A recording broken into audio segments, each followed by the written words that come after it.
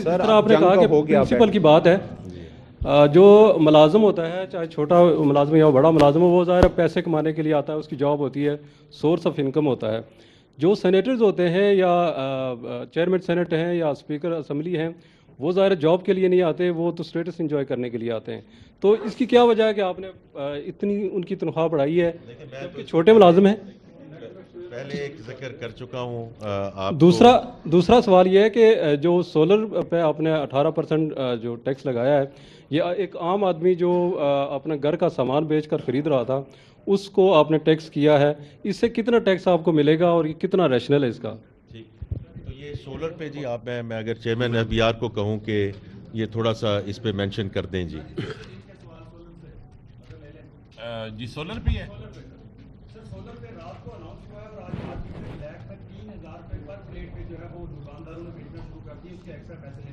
यानी 18% एक्स्ट्रा लेना शुरू कर दिया है। तो पहले क्या रेट था फी प्लेट? 608 की जो प्लेट आपको 15,500 में दस्तयाब थी, वो आज सुबह मार्केट में 18,500 रुपए में दस्तयाब है। तो ये तो 18% ना हुआ, ये ज्यादा हो गया। तो कोई साहब सही नहीं लगा जनाब। अच्छा चले, मैं बताता हूँ, सब्र करें ना आप। सवाल आ गया आपका ना, एक तो प्राइस कंट्रोल से मुतल्लिक है और एक बिल से मुतल्लिक है। पहले बिल वाला कर लें, आप इजाजत दें तो पहले बिल वाला कर लें। अच्छा चले यार देखें, बात यह है कि दो इश्यूज हैं। पहली बात यह है कि सोलर ना दो तरह पाकिस्तान में आता है, एक वो जो मोर असम्बल्ड फार्म में आता है और एक लेस असम्बल्ड फार्म में आता है। जो पार्ट पाकिस्तान में वैल्यू ऐड होता था उसके ऊपर तो ऑलरेडी 18% जीएसटी था, लेकिन जब वो असम्बल्ड फार्म में बाहर से आता था तो उसके ऊपर नहीं था। तो बेसिकली जो लोकल मैन्युफैक्चरिंग थी वो डिसएडवांटेज पे थी। आपको अगर ये पॉइंट रजिस्टर हो जाए, ना सिर्फ करंट लोकल मैन्युफैक्चरिंग डिसएडवांटेज में थी, बल्कि हमने फ्यूचर के लिए लोकल मैन्युफैक्चरिंग का रास्ता बंद कर दिया हुआ था। तो आप मुझसे ये पूछ सकते हैं कि ये पॉसिबल है कि हम लोकल वाले को भी सेल्स टैक्स से इस्तिस्ना दे देते। तो हमारी जो वैट रिजीम है और जो हमारा फंड का प्रोग्राम है उसमें मजीद इस्तिस्ना का सफ़र नहीं है, एग्जेम्पशंस ख़त्म करने का सफ़र है। तो हमारे पास ये ऑप्शन तो नहीं थी कि हम मजीद इस्तिस्ना क्रिएट करते, हमारे पास ये ऑप्शन थी कि इस्तिस्ना को कम करते या ख़त्म करते और लेवल प्लेइंग फील्ड क्रिएट करते। एक पार्ट ये है। दूसरा पार्ट, टेक्नोलॉजी जब नई आती है, किसी ज़माने में आपको याद है कि जब ये बिजली के सोलर के प्लांट लगते थे तो 16 Saint per unit, 18 Saint per unit. अब ये टेक्नोलॉजी बहुत चीप हो गई है को 2-2.5 सेंट पे। तो जो टैक्स इंसेंटिव एसेंशियली होते हैं वो टेक्नोलॉजी अडॉप्शन कर्व अगर आप देखें जो जे शेप होती है उसके शुरू में होते हैं इंपॉर्टेंट। जब वो अडॉप्शन कर्व एक ख़ास पॉइंट से आगे चली जाती है तो इस तरह के इंसेंटिव्स की ज़रूरत नहीं होती। करंटली तो ये 1.5 से पौने 2 साल इसका पे बैक पीरियड है। आपको पता है, इसीलिए लोग इवन जो छोटे मोटे जो लोग पहले छोटा मोटा और बिजनेस करते थे उसकी बजाय उन्होंने घर पे सोलर लगाना शुरू कर दिया है। तो ये अच्छी बात है, सोलर लगना चाहिए, लेकिन पे बैक पीरियड का 1.5 साल होना जरूरी नहीं। इस पूरी चेंज से अगर वो 18 महीने था तो 20 महीने हो जाएगा पे बैक पीरियड, इससे ज़्यादा नहीं है। ये मार्जिनल चेंज है और जनरल सेल्स टैक्स का जो स्टैंडर्डाइज प्रिंसिपल है उसकी तरफ हम मूव कर रहे हैं। हम अनॉमलीज खत्म कर रहे हैं, डिस्ट्रैक्शंस खत्म कर रहे हैं, एक्सेप्शंस खत्म कर रहे हैं। तो ये उस वजह से है। गुलाम मुर्तजा, एक न्यूज़ जी सर, बारी आपकी हो चुकी जी है। अभी बहुत थोड़ा है क्योंकि उस पे ऊपर डिसएडवांटेज हमने क्रिएट किया हुआ है, बन रहे हैं, संभल हो रहे हैं, लेकिन बहुत थोड़े बन रहे हैं। लेकिन 18% के डिसएडवांटेज के ऊपर कितने बनेंगे? आपने पहले इनेबलिंग एनवायरनमेंट क्रिएट करनी होती है, देन दैट फिनोमिनन हैपेंस। तो वो इनेबलिंग एनवायरनमेंट आ गई है। अब आगे देखिए कि उसमें कैसे प्राइवेट सेक्टर इंटरेक्ट करता है। चेयरमैन साहब, गुलाम मुर्तजा, एक न्यूज़ से अगला सवाल सर लेने वो ये तो एक जनरल सवाल है जो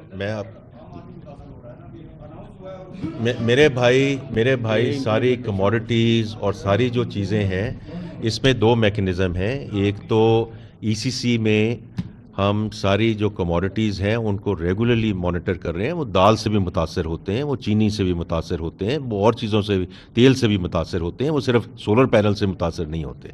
दूसरी है नेशनल प्राइस मॉनिटरिंग कमेटी जो एहसन इकबाल साहब के तहत है। दोनों में हम इसको मॉनिटर करेंगे। This is back to enforcement. अगर कोई ऐसी चीज़ हो रही है तो हमें ज़रूर बताएं। ये एक ऐसा इस अनफॉर्चुनेट कि रमज़ान आता है और किस किस्म का आर्बिट्राज शुरू हो जाता है। تو اب ہاں میں اب اس کے بارے میں بات نہیں کرنا چاہوں گا جی، لیکن ہم اس کو مانیٹر کریں گے جی. آپ بتائیے جی.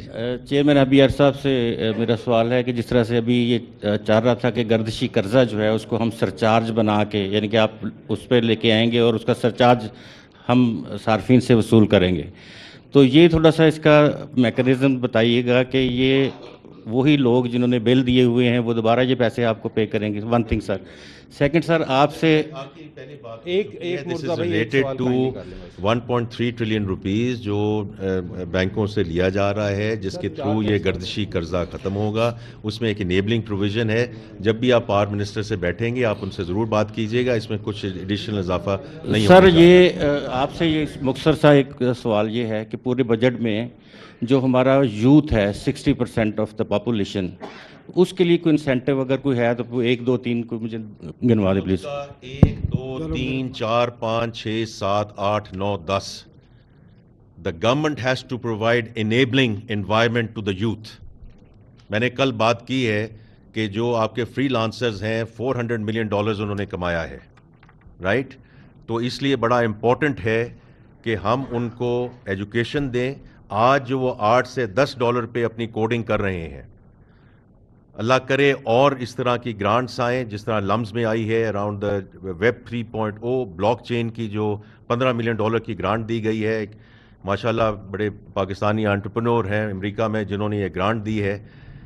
ان کو ہم ایجوکیشن دیں اور ان کو بھی برنگ دیم اپ دا کرو تاکہ they can get on to $80 to $100 per hour type of range.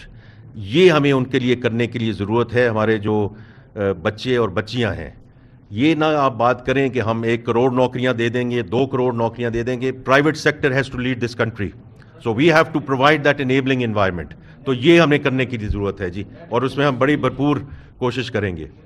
خلیقیانی Dawn سے سوال کریں گے سر. کدھر ہے سر ایک تو یہ بتا دیں یار آپ کا نام خلیق کیا نہیں ہے؟ ابھی انہوں نے خلیق کہا نہیں کہا. اگر ہے تو آپ پوچھ لیں جناب سر میرا پہلا سوال تو یہ ہے کہ جی یہ لسٹ کہاں سے بن کے آتی ہے کہ ڈان ہمیشہ ایکسکلوڈ ہوتا ہے، نمبر 1. سیکنڈلی سر، میں سیکرٹری صاحب بات کر رہے تھے ابھی فسکل ڈسپلن کی، ان کی جو وہ بات کر رہے تھے فسکل ڈسپلن کے ساتھ جو ہمارے ایکسپینڈیچر کے 4 بڑے ہیڈ جو آپ نے بتائے، اس میں سے سوائے جو ڈٹ سروسنگ کی کاسٹ ہے وہ کم ہوئی ہے اور اس کی وہ نظر آتی ہے. اس کے علاوہ دوسرا بڑا جو ڈیفینس میں انکریز ہے، جو سبسڈیز ہیں وہ ادھر ہی ہیں، کمی کوئی نہیں ہے. اسی طرح جو سول اپنا running of the civil government کی بات کریں، پچھلے سال سے تقریباً میرا خیال 90 یا 100 بلین کی انکریز ہے. 5% کی انفلیشن کے آپ کی جو انفلیشن تھی اس کے اوپر تو یہ اتنی زیادہ نہیں ہونی چاہیے، وہ تو 17-18% کی انکریز ہے. اچھا، اس کے ساتھ سر آپ نے کیا یہ کہ جو پبلک آپ نے کہا کہ جی MNAs کی اور وزیروں کی ہم نے سیلریز کیوں بنائی ہے کہ پچھلے 9 سال سے فریز تھیں. فائن، آپ نے ان کا جو PSTP کا شیئر ہے APCC میں جو اپروو ہے 50 بلین روپیز، جو ان کو سکیمز آپ کو بھی پتہ ہے کو مس یوز ہے، وہ ضائع ہوتا ہے، وہ کرپشن میں جاتا ہے، وہ استعمال نہیں ہوتا. اس کے باوجود آپ نے وہاں اناؤنس APCC میں اپروو کیا 50 بلین، بجٹ میں اس کو 70 بلین کر دیا. یہ 70 بلین کیسے ہوا، کہاں ہوا؟